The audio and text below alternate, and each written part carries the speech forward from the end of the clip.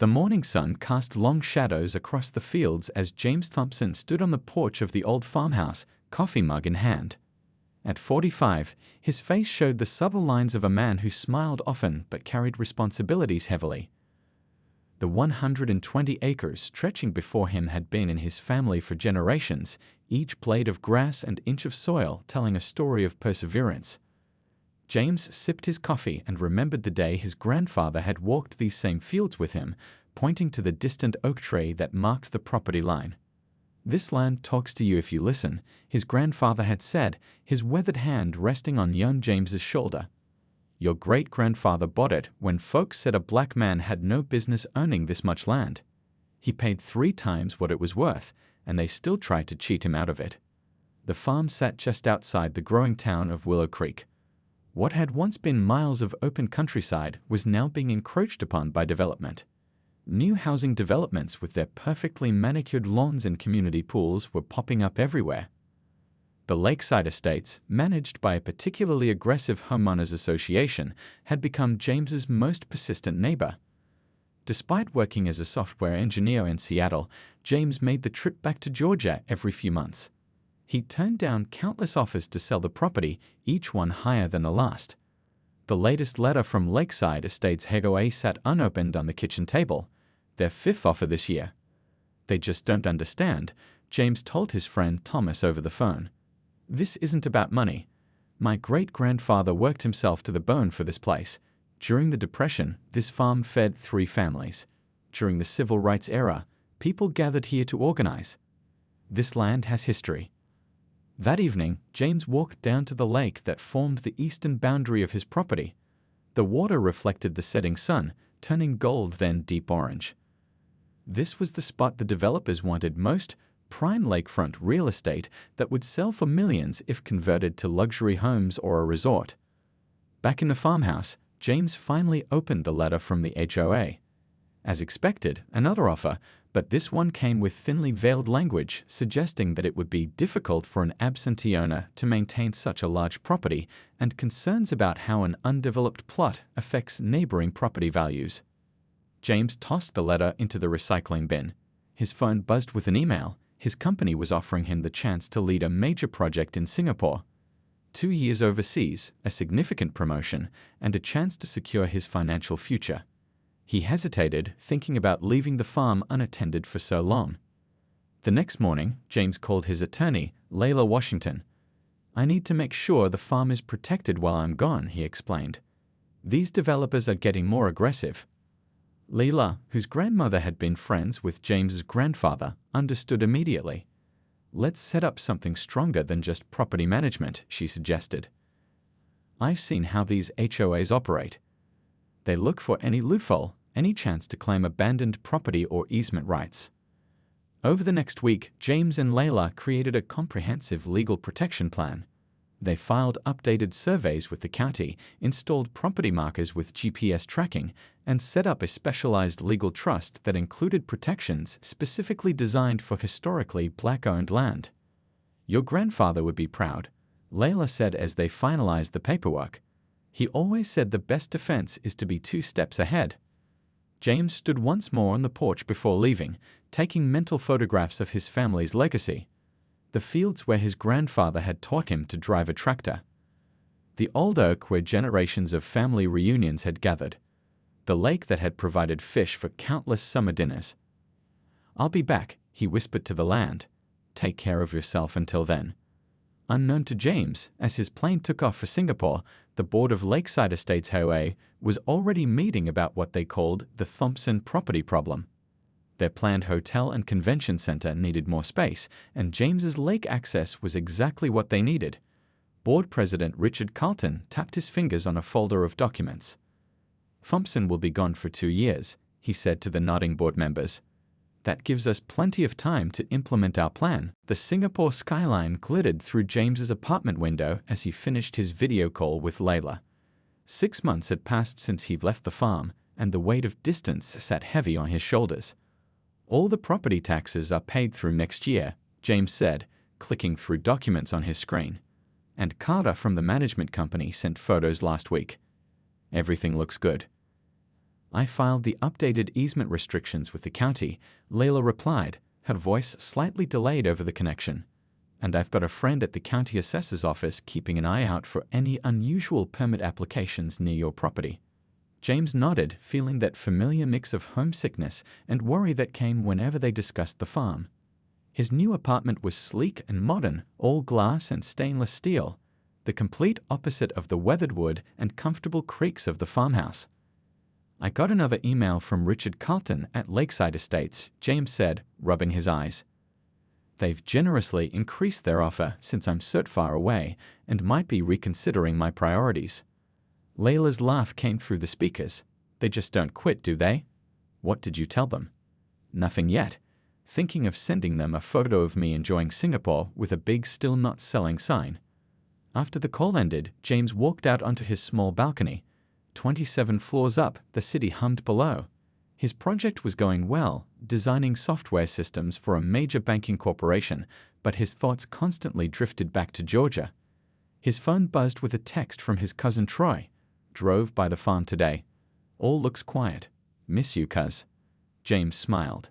He hadn't told many people about his concerns, but his family understood what the land meant. His grandmother used to say, "Land is the only thing they can't make more of. You hold on to it tight." The next morning, James received the monthly report from Carter Property Management. The email contained the usual photos, the farmhouse exterior, the fields, the lake edge, and the property boundaries. Everything looked normal, though James noticed the neighboring Lakeside Estates had cleared more trees near their shared property line. "Just wanted to let you know we're keeping a close eye on things," Carter wrote. "Had to chase off some surveyors who claimed they were just updating county records. They didn't have proper documentation, so I sent them packing." James frowned. He quickly forwarded the email to Layla, who responded within hours. "That's concerning. County isn't doing any surveys right now. I'll file a formal inquiry." 2 weeks later, James was deep in code when his phone rang. It was Troy, his voice tight with concern. "Hey, I just drove by again, and there's some equipment on the edge of your property. Big yellow machines near the lakeside." James sat up straight. "What kind of equipment?" "Looked like earth movers. They've got Lakeside Estates logos on them." I tried to ask what they were doing, but the foreman said it was private property and I needed to leave. After thanking Troy, James immediately called Carter at the management company, but the call went straight to voicemail. He tried the company's main line. "Carter Property Management, how can I help you?" The voice was unfamiliar. "This is James Thompson. I need to speak with Carter about my property." "I'm sorry, Mr. Thompson. Carter no longer works with our company. We've undergone some restructuring. Your account has been transferred to our Rural Properties division. I can have someone call you back tomorrow." Something felt wrong. James hung up and called Layla, explaining everything. "Sounds fishy," she agreed. "I'll drive out there today and see what's happening. And I'll check who's behind this restructuring at Carter's company." The next day, James woke to dozens of messages. Layla had sent photos of a large area near his lake where trees had been cleared. A construction sign read "Future Home of Lakeside Grand Hotel and Convention Center." "They're claiming they have permission to build on a portion of your land," Layla's voice message explained. "They showed me documents with what looks like your signature, but I know it's forged. I'm filing emergency injunctions today. Call me as soon as you can." James stared at the photos, his hands shaking with anger. The patch of cleared land was exactly where his grandfather had taught him to fish, where family picnics had been held for generations. He booked the next available flight home, but it was still 3 days away. As he packed his bags, his phone buzzed with another message from Layla. "The injunction has been denied. Judge Carlton, Richard's brother. Construction continues tomorrow. We need a new strategy." Richard Carlton straightened his tie as he entered the wood-paneled conference room of the Lakeside Estates Homeowners Association. The other board members were already seated around a long table, coffee cups and pastries in front of them. The mood was tense, excited. "Ladies and gentlemen," Richard began, closing the door firmly behind him. "We have a situation that requires immediate action." He opened a leather portfolio and passed around glossy renderings of the Lakeside Grand Hotel and Convention Center. The plans showed a sprawling 6-story building with floor-to-ceiling windows overlooking the lake, expansive gardens, and a large parking structure. "The investors are getting nervous," Richard continued, his voice dropping slightly. "The land we've set aside for this project isn't enough. We need more lakefront access to make this profitable." Diane Wilson, who had been on the board for 15 years, frowned. "We've been over this, Richard. Thompson won't sell. We've tried everything." Richard's thin smile didn't reach his eyes. "That's why I've called this emergency meeting.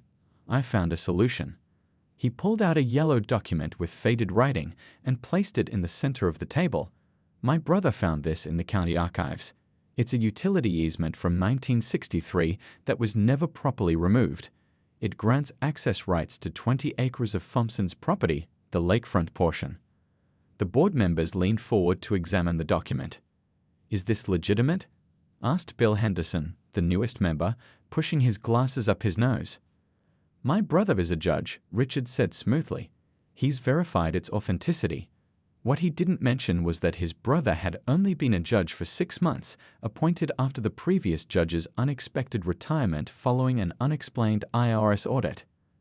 "And Thompson is away for what, another year and a half?" asked Diane. Richard nodded. "In Singapore. That gives us plenty of time to complete construction before he returns.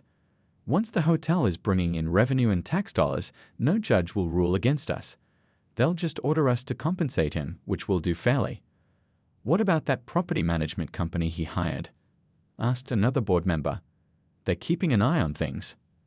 Richard smiled again, this time with genuine satisfaction. "Stonegate Property Holdings purchased Carter Management last month. My college roommate Gregory is on their board. The man who was handling Thompson's property has been let go, and the new manager understands our community interests." The room fell silent as the implications sank in. It was Bill who finally spoke up. "This seems questionable. Are we sure we want to build on someone else's land when they're not here to defend it? Especially given the history of black land ownership in this region." Richard's face hardened. "This isn't about race, Bill. This is about progress. This hotel will create 300 jobs and generate millions in tax revenue. Thompson is one man sitting on valuable land he barely visits. Sometimes the needs of the many outweigh the needs of the few." He slid another document across the table, a construction timeline. "We've already spoken with Westfield Construction. They can break ground next week and have the foundation poured before anyone asks too many questions. We already have preliminary permits from the county planning office." "What about Thompson's lawyer?" Diane asked. "I've heard she's thorough." "She'll file complaints, certainly," Richard conceded. "But my brother has agreed to hear any initial cases, and by the time it works its way through the system, we'll be cutting the ribbon on the hotel." The vote was not unanimous. Bill and one other board member abstained, but the majority approved moving forward with what Richard called the Lakefront Acquisition Plan. 3 days later, heavy equipment with the Lakeside Estates logo rolled onto James's property. Workers began clearing trees and marking foundation lines, careful to stay out of sight from the main road. The foreman had explicit instructions to move quickly and post "no trespassing" signs around the perimeter. When James's cousin Troy tried to approach, security guards escorted him away. When he called the county office to report the activity, he was transferred to a voicemail that was never returned.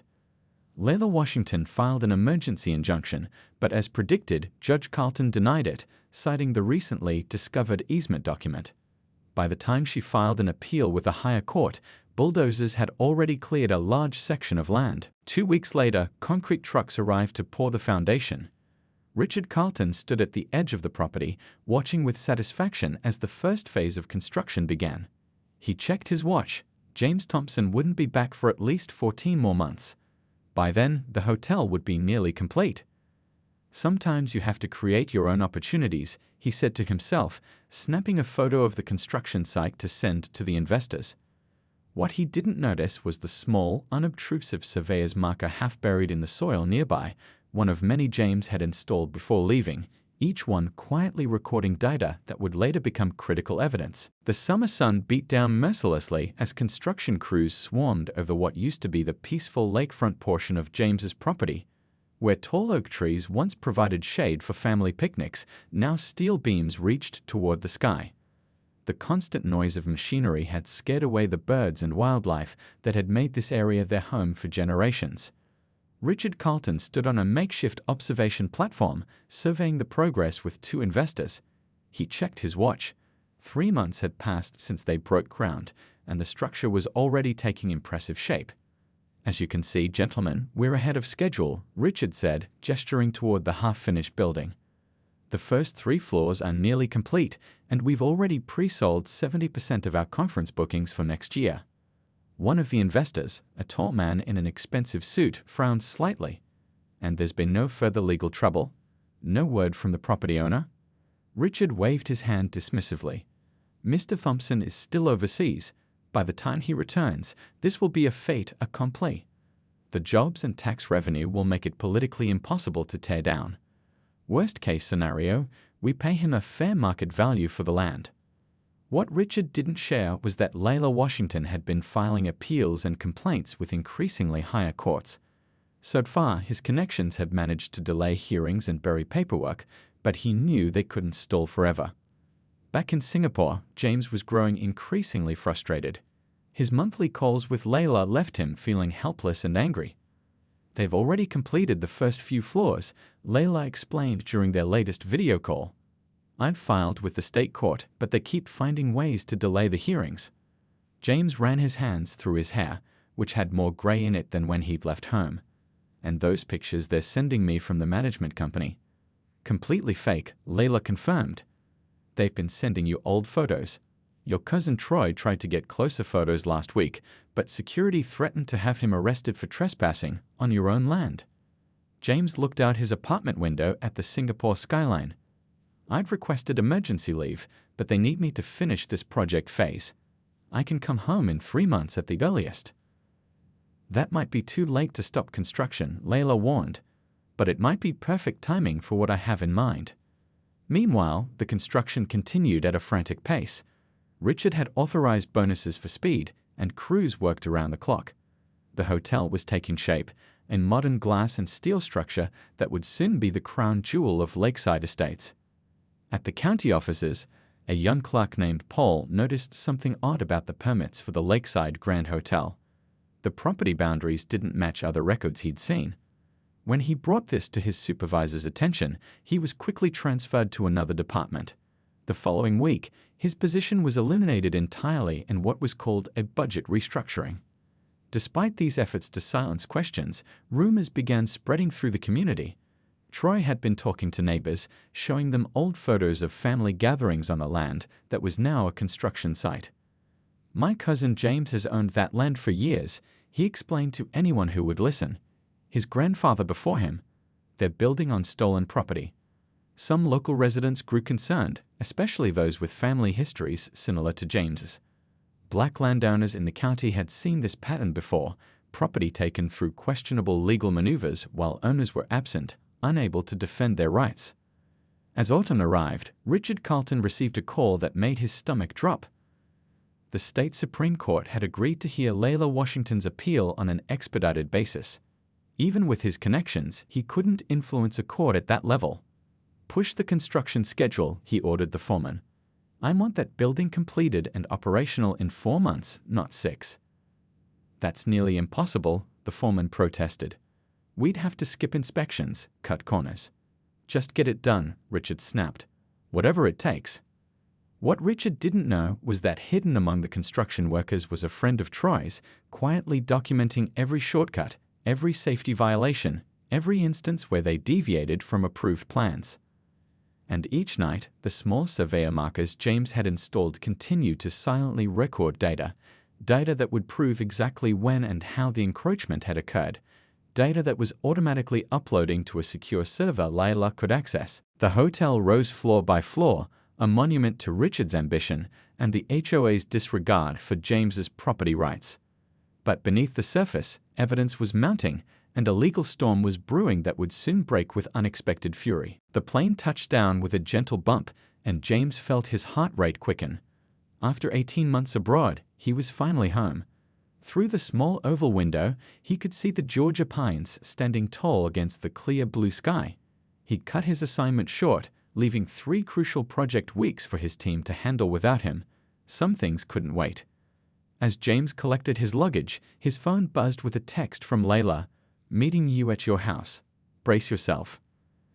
The taxi ride from the airport took him through familiar roads that somehow felt different now.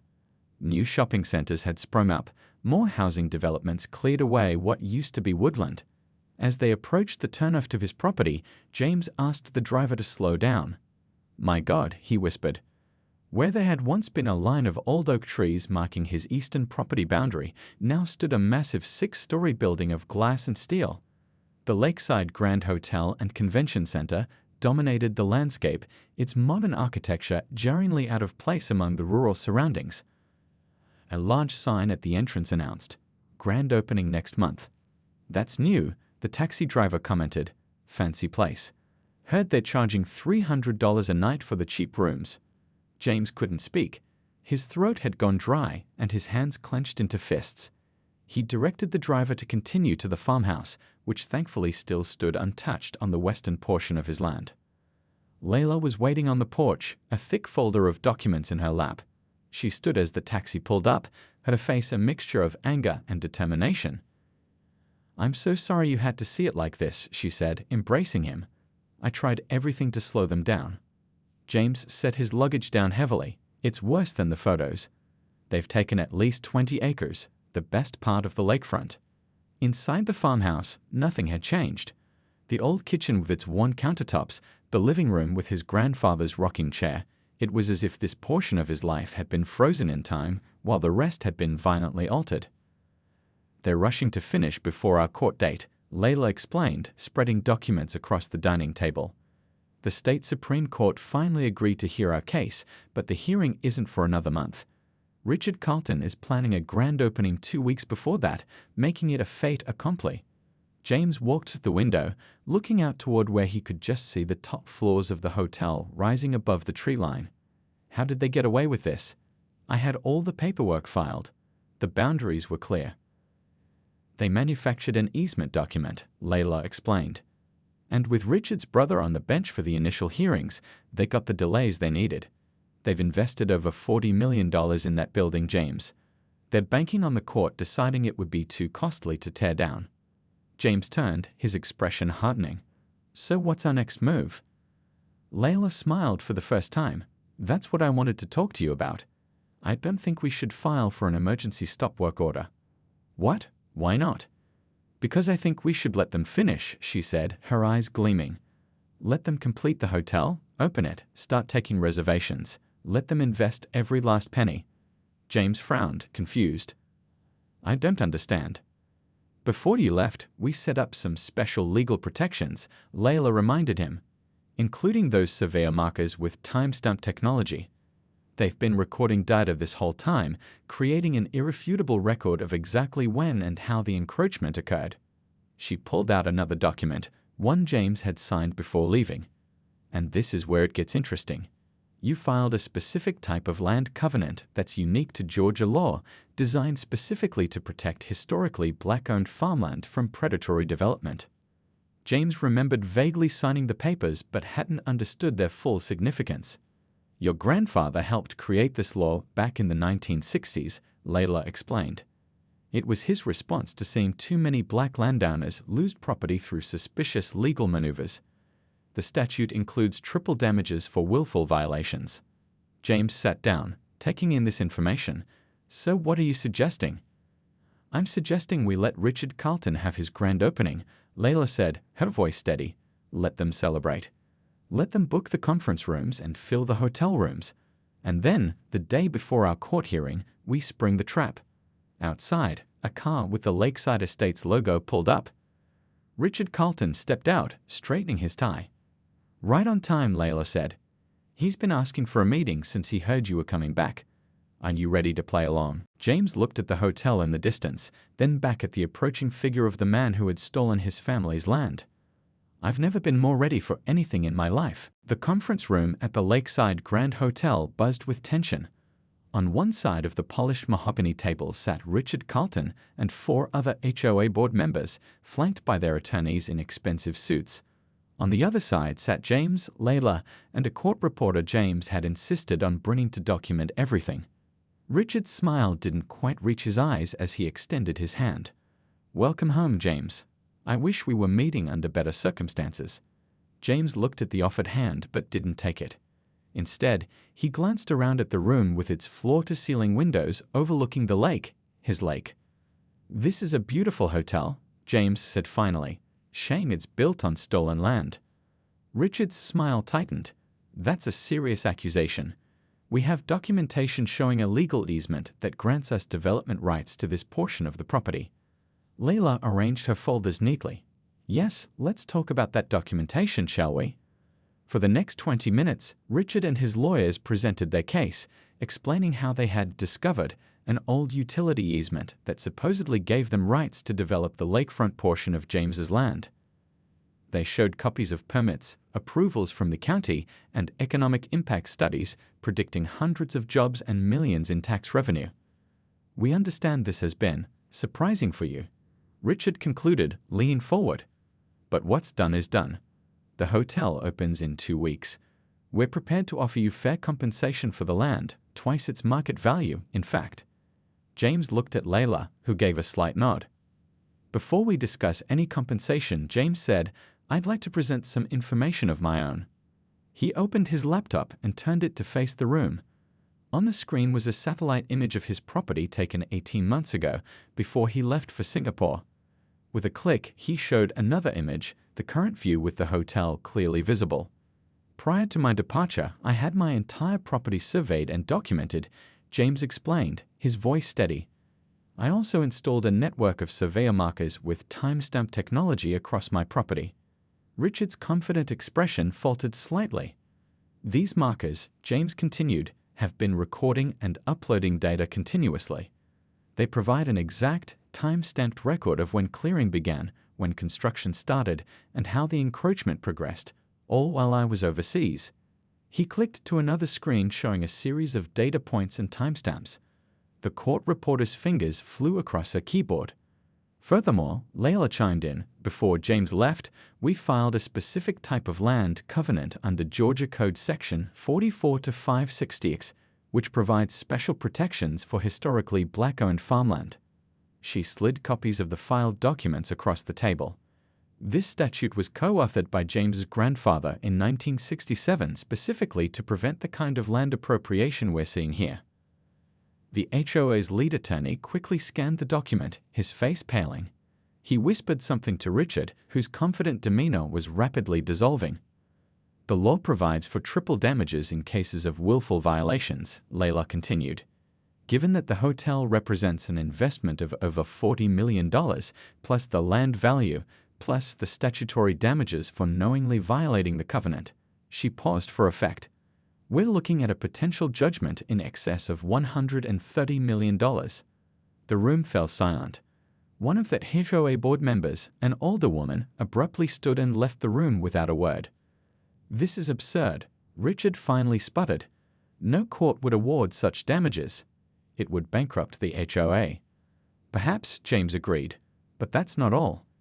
My cousin's friend who worked on the construction crew documented numerous safety violations and instances where you deviated from approved plans to rush completion. OSHA would be very interested in that documentation." He pulled out another folder. "And then there's this. Records showing that the property management company I hired was purchased by a subsidiary corporation that leads back to you personally, Richard. The falsified monthly reports. The forged documents." James closed his laptop. "The state Supreme Court hearing is in 2 weeks, one day after your grand opening, but I suspect the FBI might want to speak with several people in this room before then about mail fraud and falsification of documents." Richard's face had gone ashen. The attorneys were now huddled together, whispering urgently. "You planned this," Richard said, realization dawning. "You knew what we were doing, and you let us build the entire hotel anyway." James leaned forward, his voice quiet but firm. "My grandfather always said the best trap is the one your opponent walks into with their eyes wide open, thinking they're the hunter when really they're the prey." He stood, gathering his documents. "I believe this meeting is over. Layla, shall we?" As they walked toward the door, Layla paused and turned back. "Oh, and Mr. Carlton, cancel the grand opening. This hotel now belongs to James." The morning sun streamed through the windows of the state courthouse as James straightened his tie. 6 weeks had passed since the confrontation in the hotel conference room, and today was finally Judgment Day.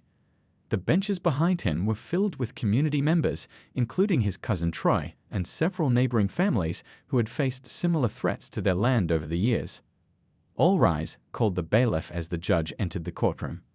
Judge Patricia Williams, a stern-faced woman in her 60s, took her seat and surveyed the packed courtroom. "Before we begin, I want to make it clear that I've reviewed all evidence in this case thoroughly, including the surveyor data, property records, and corporate ownership documents." James glanced over at the HOA's table, where Richard sat with a new team of lawyers. His brother, the local judge who had initially denied their injunction, was noticeably absent, reportedly on an extended leave following an ethics investigation. After considering all evidence and arguments, Judge Williams continued, "This court finds that Lakeside Estates Homeowners Association knowingly and willfully encroached upon land belonging to James Thompson in direct violation of legally filed covenants protecting historically black-owned farmland under Georgia Code Section 44-560. A murmur ran through the courtroom. Layla squeezed James's arm gently. Furthermore, the court finds evidence of document falsification, mail fraud, and corruption of county processes. The judge's voice was measured but firm. "Mr. Carlton, this court is referring these matters to federal authorities for possible criminal prosecution." Richard slumped in his chair as the judge continued. "As to the disposition of the property and structures, this court rules that ownership of the Lakeside Grand Hotel and Convention Center is hereby transferred to James Thompson, as it was built entirely on his land without permission." The gallery erupted in whispers. James sat perfectly still, processing the words. Additionally, Lakeside Estates HOA is ordered to pay damages in the amount of $30 million for willful violation of protected land covenants, loss of use, environmental damage, and emotional distress. After the formal proceedings ended, James stood on the courthouse steps, still trying to absorb everything that had happened. Reporters gathered around, shouting questions about his plans for the hotel. "I need some time to think about next steps," James told them honestly. "But I can tell you this isn't just about me or my family's land. This is about justice for many families who've lost property through questionable methods over generations." 3 months later, James stood in what had once been the hotel's grand ballroom, now transformed into a community center.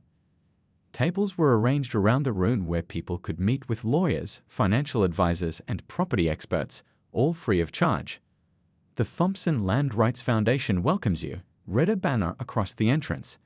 James had used part of the settlement money to establish the foundation, dedicated to helping families protect their land and recover property lost through predatory practices. "Your grandfather would be so proud," said an elderly woman who approached James.